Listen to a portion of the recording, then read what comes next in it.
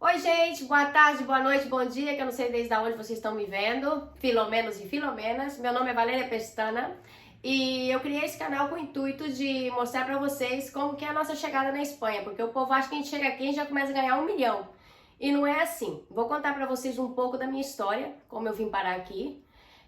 Não foi nada fácil, foi acreditando muito em Deus mesmo, porque senão eu não estaria aqui hoje. Começou assim, eu sou da cidade de Ouro Preto do Oeste, Rondônia, e eu nunca tive intenção de sair de Ouro Preto. Eu tinha uma filha pequena na época, a Gabriela, que tinha 2 anos, e a minha irmã também morava nos Estados Unidos, então eu tinha duas opções, ou ir para os Estados Unidos ou tentar a vida em outro lugar. Os Estados Unidos não era uma opção, porque era muito caro na época, eu não tinha dinheiro, eu tinha que sair para o México, atravessar a fronteira, aquelas histórias que vocês já sabem. Então eu encontrei com uma amiga numa festa e ela me disse que ela estava vindo para Espanha, só que ela já estava com o bilhete comprado, coisa que eu não podia, eu ainda não tinha nem dinheiro, não tinha passaporte, eu não tinha nada. E de repente eu falei com meu pai, falei, pai, eu tô com vontade de ir para Espanha e tal, porque eu com o pai da minha filha a gente não dava certo. E meu pai, ele se opôs, ele falou que não era uma boa ideia, que a minha filha era muito pequena, mas com muita insistência eu consegui convencer ele de me emprestar o dinheiro para mim vir para Espanha. O problema era que eu não tinha com quem vir e tampouco eu tinha ninguém para ficar na casa aqui, porque eu não conhecia ninguém por aqui. Tinha primas e primos, mas na época a gente não tinha contato, não existia o WhatsApp de hoje, que é muito mais fácil, era tudo por e-mail ou por Orkut. E o que aconteceu? A Ruth falou pra mim, que era minha amiga, que se eu quisesse, eu podia vir pra Espanha com elas. Só que o problema era que elas já tinham o bilhete delas. Então ela falou, por que você não vai na agência e tenta encaixar o teu bilhete no nosso bilhete pra você ir no mesmo voo? Coisa que seria impossível, né? Mas pra Deus nada é impossível. Então fui na agência, conversei com a menina, expliquei e tal. Ela falou, me dá 2 dias, eu dei 2 dias pra ela. Ela me ligou falando que tinha conseguido encaixar o meu voo. E lá vamos nós, né? Fazer a bagagem, pegamos o ônibus, fomos para São Paulo, ficamos 3 dias lá em São Paulo esperando pelo voo, na casa dos tios da minha amiga. E logo a gente embarcou para a Espanha. O que aconteceu? Ninguém explicou pra mim que a gente tinha que viajar, nunca tinha viajado de avião na minha vida, que era bom a gente ir cômodo. Como que eu fui? Eu fui com uma minifalda. Oi, minifalda, corta. Você tem que cortar isso aí, Gabriela.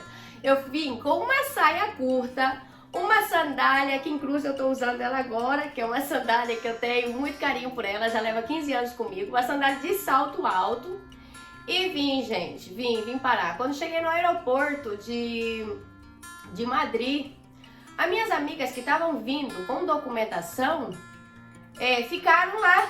E eu que vinha ilegal, o cara nem olhou na minha cara, ele simplesmente pegou meu passaporte, carimbou e mandou eu passar. E a única coisa que eu pensava era, eu quero colocar um tênis, eu quero tirar essa sandália, eu tava com o pé todo inchado. A quem passa pela cabeça, gente, de viajar com salto alto e umas malonas? Eu acho que eu coloquei tudo que eu tinha dentro da minha mala e vim com tudo, vim com foto da minha filha, vim com tudo. Eu falei, meu pai, me ajuda, passei. Tive que esperar uns momentos porque a minha amiga vinha com a mãe dela e eles pararam elas porque a minha amiga era de menor e talvez tinha documentação e tudo isso. E no final, graças a Deus, deu tudo certo. Só que ao chegar em Madrid, a gente perdeu o outro avião. Então a gente perdeu o outro avião e tivemos que esperar lá para pegar o próximo voo. E como eu acho que eu sou meio caipira, sou da roça, né? Eu tava com tanta fome, eu já levava muitas horas sem comer, muitas horas. Aí a empresa aérea pagou a comida pra gente num restaurante. Eu fui pro restaurante, junto com mais o resto das pessoas que também tinham perdido o voo. E eu nem peguei prato, eu peguei uma bandeja automaticamente, meti um frango inteiro nessa bandeja, meti tudo e todo mundo olhando pra mim, como tipo assim, ô louca, você precisa de um prato, né, pra você comer e tal. Eu não tava nem aí, eu tava com tanta fome que eu queria comer, gente. Então esperamos o próximo voo, embarcamos e chegamos no Porto, Portugal, às 2 da manhã. Às 2 da manhã foi um casal de amigos da minha amiga, foi recolher a gente lá no Porto. Eles me deixaram no meu destino, que eu vinha para casa de uns parentes do pai da minha filha, que me receberam muito bem. E eu fiquei ali uns dias com ele até ir morar definitivamente com a minha amiga, porque eu me sentia muito sozinha e a gente mais ou menos tinha a mesma idade, então foi mais fácil para mim ficar com ela. Depois, o tema de buscar trabalho também. A gente não fala o idioma, é muito complicado. E uma pessoa muito especial conseguiu o meu primeiro trabalho aqui na Espanha. Que depois, mais pra frente, muitos meses depois, eu descobri que ela era mãe de um amigo meu. E coisa que me surpreendeu muito e me fez ver que o mundo é muito pequeno. Então, o meu primeiro trabalho na Espanha foi ilegal, claro. Eu fui trabalhar de interna em uma casa com um matrimônio com 3 crianças. De certa forma, para mim foi muito bom, porque tinha uma menininha de 3 anos, que se chamava Mar, que supriu aquela carência que eu tinha de ter ficado longe da minha filha, ter deixado a minha filha, porque eu sentia que eu tinha abandonado ela, mas de outras formas também eu sentia que eu estava fazendo algo bom, que seria bom para o futuro dela. E foi um ano muito difícil, porque eu fui trabalhar para pessoas que eu não conhecia direito, tipo, eu tive que morar com eles, eu tive que aprender a cozinhar a comida deles, tive que cuidar de 2 adolescentes e uma criança pequena, eu era encarregada de tudo isso, os pais saíam de casa às 9 da manhã, só voltavam às 10 da noite, eu era responsável por eles. E eu sofria muito porque eu sentia muita falta da minha filha, eu queria fazer o possível para ver ela. Então eu conversei com a minha chefe, eu falei para ela que eu não tinha problema em trabalhar com eles, mas que eu precisava de um contrato de 8 horas. E ela era advogada, ela falou que não tinha nenhum problema, que ela fazia esse contrato para mim. Beleza, todo mundo deu entrada na documentação para voltar no Brasil, porque com esse tipo de contrato, se você chegava na Espanha naquela época, a dia de hoje eu já não sei mais, se você chegava na Espanha e você conseguia um contrato de 8 horas, você voltava no Brasil, no consulado, e dava entrada na tua documentação. Então, em menos de 6 meses, você já tinha os documentos na Espanha. O que aconteceu? Todo mundo deu a entrada, saiu os papéis para todo mundo ir para o Brasil, menos os meus papéis. A Ruth voltou para o Brasil, foi lá fazer a documentação dela e tal, e os meus papéis não saíram, então eu comecei a ficar preocupada. E tinha uma sala na casa que, tipo, que eu não podia entrar. Era o escritório da minha chefa. E certo dia, a criança brincando e tal, entrou nesse despacho dela e tal. E eu fui atrás. E eu vi que tinha uma carta que era referente pra mim, que era no meu nome. Eu falei, por que será que ela não me deu essa carta se veio no meu nome? E essa carta colocava que a minha petição tinha vindo denegada porque o contrato não era de 8 horas, e sim de 4 horas. Claro, ela fez a propósito, ela fez sabendo que ia vir denegado porque ela não queria pagar nem Seguridade Social, nem o salário devido que ela tinha que pagar na época, que eu ganhava muito pouco.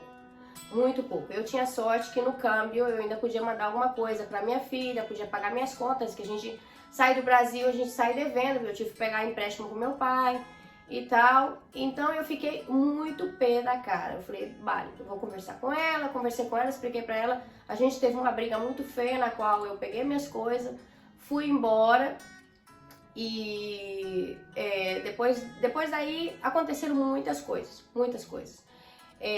Daí a gente já tinha morado em várias casas, porque aqui na Espanha, em várias partes da Europa, a gente comparte piso. Naquela época ninguém tinha dinheiro para alugar um apartamento sozinho, então geralmente uma pessoa que já estava aqui, que tinha documentação e tal, alugava um apartamento e alugava os quartos pra gente.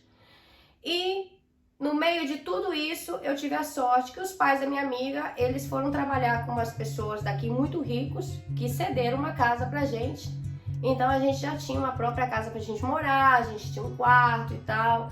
Mas ainda assim, eu não tava muito legal não. Conheci uma pessoa através de internet e me apaixonei por essa pessoa me fez uma proposta pra mim morar no Algarve, em Portugal. Eu aceitei a proposta, fui, ainda que os pais da minha amiga falaram, não vai, fica aqui, tenta a vida aqui. Eu não escutei ninguém, acabei indo pra Portugal, fiquei 1 ano em Portugal. Trabalhava lá, ganhava muito pouco também, muito pouco mesmo. Depois eu decidi voltar para Vigo outra vez, voltei com essa pessoa, não deu certo, essa pessoa foi embora e eu segui em Vigo. Foi quando eu conheci os meus antigos chefes, o senhor Moncho e a dona Alicia, que me acolheram como se fosse filha deles. Eles me cuidaram muito, foram através deles que eu consegui toda a minha documentação.